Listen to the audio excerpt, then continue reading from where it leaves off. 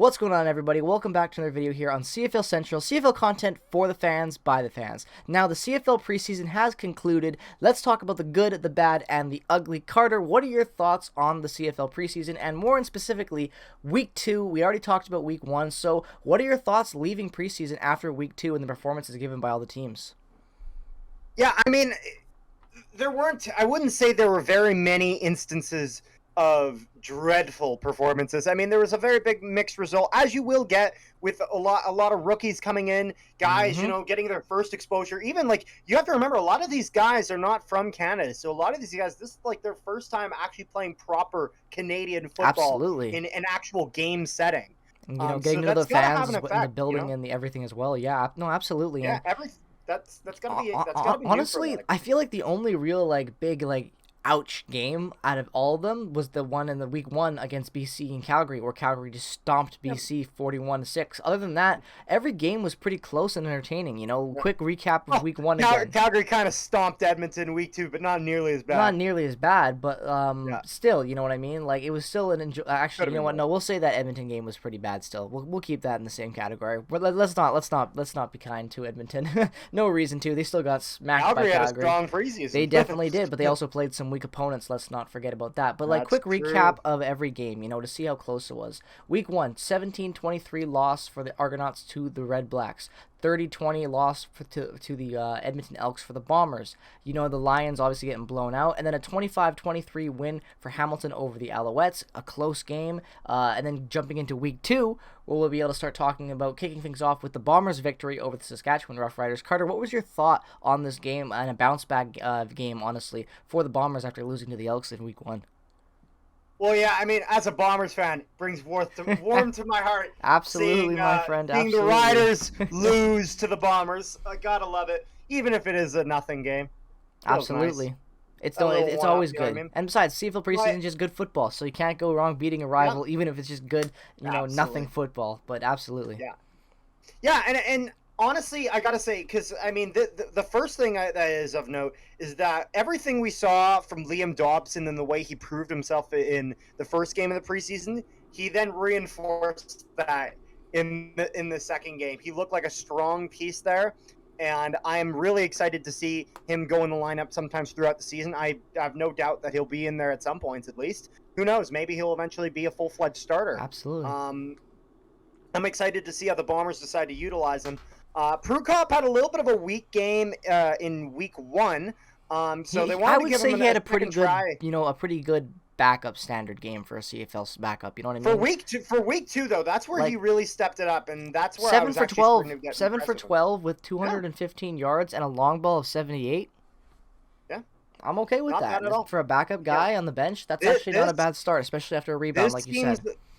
This seems a lot more like what I had heard that he could be in terms of being an actual solid backup. I totally agree. Option. So and then it was nice to finally kind of see that. For the Rough Riders side of the ball throwing, Mason Fine, he has a pretty good game. 13-18. He had a fine game, I gotta say. 13 for 18. I knew that was coming. 72% completion, 114 yards, and a long ball, 1 touchdown, 1 interception. Remember, Prukop did not throw any interceptions, and a long ball of 21 for Fine. So not a bad game there either for Mason. For sure. And a pretty good game all around. And then you look at the rushing stats too. They match up pretty well. And I'd say the Bombers had a better rushing matchup. But even then, the Riders, they had a good matchup stat wise as well. So when you look at this game, there's good on both sides. Even though this was not such a perfect game for the Riders, there still was a lot of promise to take from this, I would say. An interesting aspect of the Riders that I wasn't exactly expecting was Henry Nell. Kicker for the Riders had quite a good game. I mean, he had a 46-yard field goal attempt, which was good. Which, I mean, it's hard to see that on a decent amount of kickers in the CFL. Absolutely. Let alone a guy who comes in, out of nowhere, who isn't kind of a guy who's already a starter or whatnot. So I think it's really good to see that the Riders have that kind of locked down, because I mean, you look at a team like the Bombers, that's kind of the one thing they don't have. And absolutely, kicking, there are sometimes entire games where it's just field goals. especially in the So CFL. it's an important position. It's a very important position, an underrated position in the CFL that a lot of new fans don't seem to really understand because of the lack of importance in the NFL, because it's just almost given a player. Your kicker will make the kick basically in the NFL, but in the CFL it's different. It's a larger field, and it's a very important to have a good kicker, like Carter said. But yeah, I like this game for the Bombers. Riders had some good positives to take from it, but I think the Bombers rebounded well from a bad loss to a weak Elk team. So yeah, I'm happy with this one. Let's jump on to week 2. A really close game, 27-26 victory for the Montreal Alouettes over the Red Blacks. Carter, keep it nice and short and sweet for this one. What were your thoughts on it? Because I thought it was a great example showcasing from both teams. For sure, and I mean, this has got to be looking good for Montreal, just because I'm not going to lie, with Montreal looking towards the season, it was looking a little bit bleak because they were not as aggressive this offseason. No, they were the least aggressive team in the entire league. Absolutely. So they really needed to show that the players they already had, that they were confident in them and confident that they could step up, and they did step up this game. No, yeah, they did. And this was a good matchup. Like I said, really even for almost the entire game, especially when you look at the 4-quarter spreading for scoring. I like this one. So you know what? I'm just gonna say, for both, you're a fan of both these teams, it was a good showcase from a lot of different players, and you get a taste of what that matchup potentially could look like in the regular season this year in the East. So jumping over to the other Eastern. Just I want to add one quick thing. Take it away. That, okay?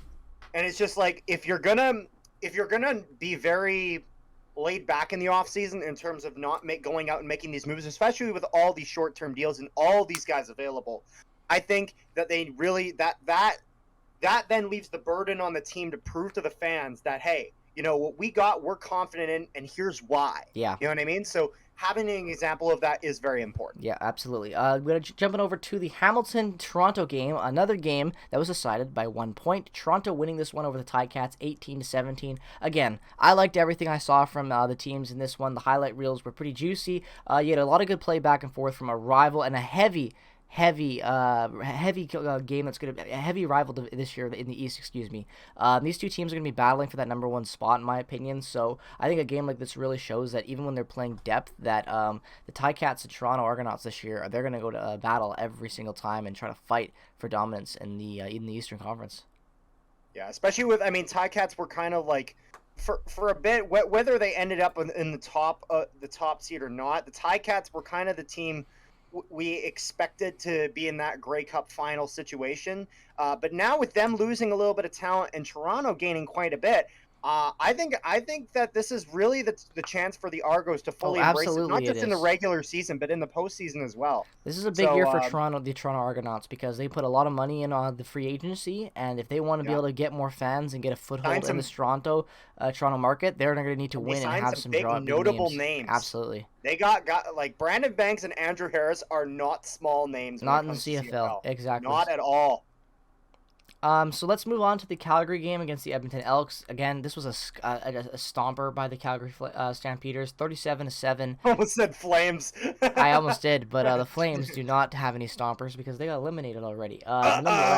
Nonetheless, Calgary, again, I'm just going to basically sum it up from what the Week 1's review was for Calgary. They're deep, they got a lot of talent, and when their throwing game and everything is clicking, they're going to beat... Now, these are weaker teams, don't get me wrong, but this was still a lot going right for a team that has a lot of questions at times with their offense, and especially based off disappointing last season. So I think that Calgary is poised to potentially surprise in the West. I don't think they're going to be this amazing juggernaut and chase the entire every other team like in the Bombers and in even the Argonauts potentially, but I think Calgary could really definitely fight this year and be a surprise team pushing that top 3 potentially. They really could, I think. I think they have the potential to do that, because I'm not going to lie, with the way that Calgary has played, they look like they're playing with a chip on their shoulder. They are. They look like they're playing, and it's not. They got just some dirt on their name right now. They got stuff to prove. They have had a few seasons where the actual result of the season has not met the expectation, and it seems like, and we know this from their coaching staff, we know they're fed up with it. Absolutely, they are. So I'm excited to see Calgary this year, and I think Calgary could emerge second in the West if they really push. They could. Honestly, I think so too. Like it'll be a toss up really, because I think everyone's gonna call me crazy so for much this, talent but in the West. I think that Rourke and the Lions could pull out some clutch games down the season. I think that they might surprise a little bit. They're not gonna be some juggernaut, but they might win some games people expect them not to, and that could really ruffle some feathers in the West this year. So that's all I'm gonna say there about that. Leaving the that game, jumping over to the Lions game, they actually clutched out a win over the Riders, 20-18, in a really good game. And I really liked this game. Like, it was really, really good game for the Lions. Michael O'Connor just played great in this game. Like, he really did. That's got to look good for BC, knowing that O'Connor's going to be a solid guy that they can rely upon sometimes, in the sense of, like, I'll put it this way: when they had Mike Riley for a while, they would occasionally have to go to Rourke, and he's proved that he can take over that number one spot, and he's going to. But now that you have everyone moving up, you then have to look at, okay, well, what happens if something happens to Rourke? Do what happens if Rourke can't run the system full time? Exactly, that's has some sort of reliability. And I think Michael O'Connor proved that this preseason. I agree, and like everyone just played good today. I like today, but you know what I mean. This was a good game when it comes to the stance that everyone touched the ball well, everyone got involved on plays, and at the end of the day, they beat a team they weren't expected to beat. So I think this was a really good win for the Lions, a good win to have in home in front of the fans too, before going into the big home opener against the Elks on Saturday, which I will be in attendance for. But yeah, we'll both be at our home openers. We'll have some. Exactly, we are. It's going to be great. We're both going to have footage for you guys there, absolutely, and we'll be able to have some footage as well as the One Republic concert that will be happening in me. I don't know what. Yeah, we don't have a concert at ours, but either way, I get a One Republic concert with mine. So, woo, I wonder if we'll have the banner unveiling. You are. I already saw the social media announcement. That doesn't surprise me. And they're doing a bunch of stuff beforehand. But nonetheless, guys, if you're attending any games this for the season opener this year, congratulations, enjoy them. A lot of people can't, so good for you. And let us know in the comments below. Absolutely, we'd love to see who's going to what games. Thank you so much for watching this. Let us know what your thoughts were on the entire preseason. Which team looked the best? Which team looked the worst? Which players looked the best? And which players looked the worst? Thanks so much for watching. As always, this is CFL content for the fans by the fans on CFL Central. Peace, love, and positivity as always. Have a great rest of your day. And bye-bye.